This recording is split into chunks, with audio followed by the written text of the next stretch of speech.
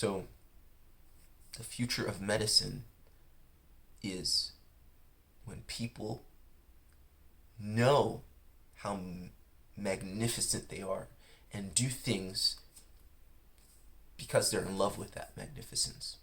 You exercise, you go on that run because you're in a relationship with yourself and you love yourself and you want to develop yourself, and you see the benefit in it for yourself. You go to that meditation session, you say those affirmations because you truly love yourself. And health is a byproduct of that.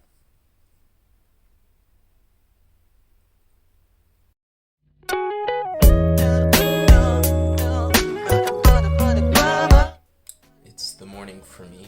I just woke up and I felt like I wanted to grab the tripod and share a few thoughts. I don't know if I had a dream about this or I've been thinking about it, but I feel like it's important. I like to say that consciousness is the future of medicine, and I feel like explaining that a little bit more. We talk about physical medicine, we call our doctors physicians, right? And everybody knows that our conventional medical systems are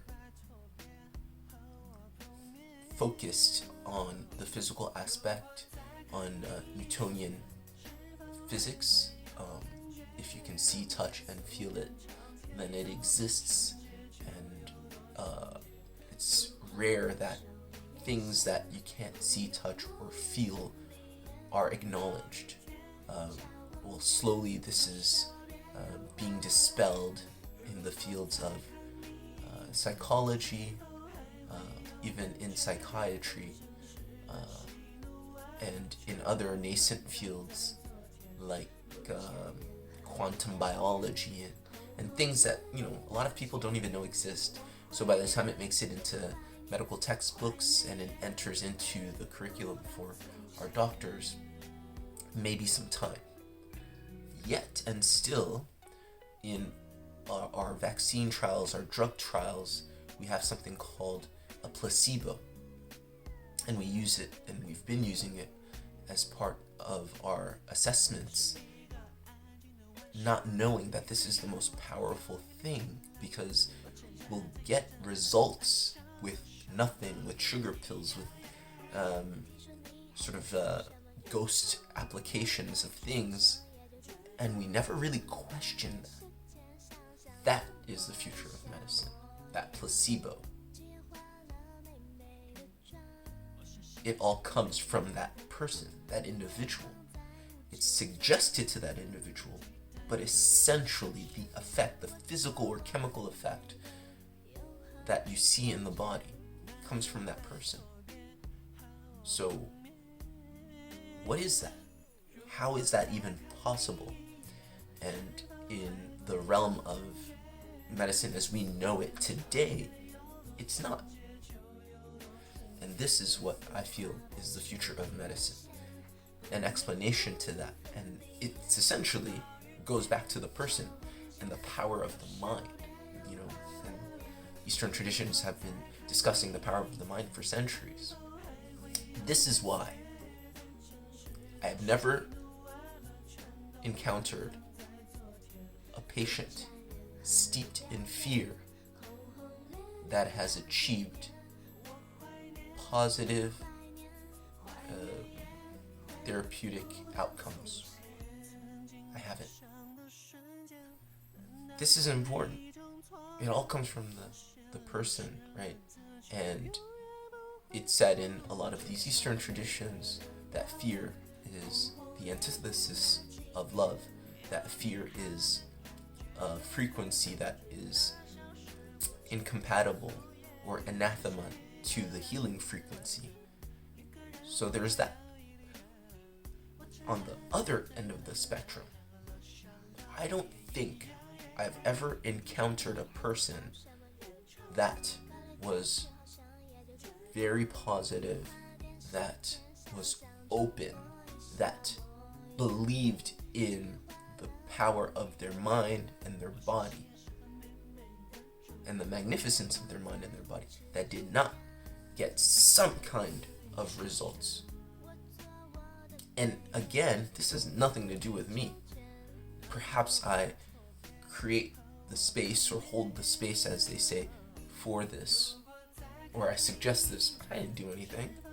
Yeah, maybe I make a dietary suggestion, or maybe I write a script for natural medicines, but I didn't do anything. At the end of the day, they took it, they created the environment in their body, in their mind, for that positive outcome. So that's the future of medicine, harnessing that, explaining that, average people kind of knowing this, and it all comes from the magnificence of the self, the idea of loving yourself and respecting yourself and knowing who you are, what you are, can't be emphasized enough. We're not just this body. We're not just this persona, right, with a name and a brief history of a few decades. We're just so much more. And not understanding that, in traditional Tibetan medicine we say that's marikpa. Not knowingness of your true nature is the source of all disease. In the chapter on etiology, we say that. The future of medicine is recognizing your splendor and exercising for the love of yourself. This physical body is a manifestation, is a manifestation of yourself. So loving that, loving your mind, willing to meditate, willing to say affirmations, not because somebody told you, not because it's a fad, but because you see the value in it and you love yourself. It's that love relationship with oneself, not in an egoic or negative sort of haughty, conceited sense. It's love of the self, which is a part and parcel of the true self, the Atma, that all that is. That's the future of medicine. An understanding of who you are, an understanding. And when I say understanding, it doesn't necessarily mean an intellectual grasp of that. Understanding is action. So that means you act on the idea that you've grasped. So somebody who understands does. You can't say you understand if you don't do. You can grasp it intellectually, but when you understand, you do those things because it's good for your physical body, because it's good for your mental body, because it's good for your spiritual body, your spiritual development. That's one who understands and respects the majesty of the self. And the divine is not so separate from this. No matter what you look like, no matter the color of your skin, your girth, the divine is here and now.